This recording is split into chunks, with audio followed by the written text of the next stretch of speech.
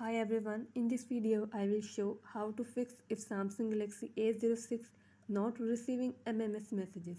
Before starting this video, please press the bell icon or do subscribe this channel. Let's start our video without wasting any time.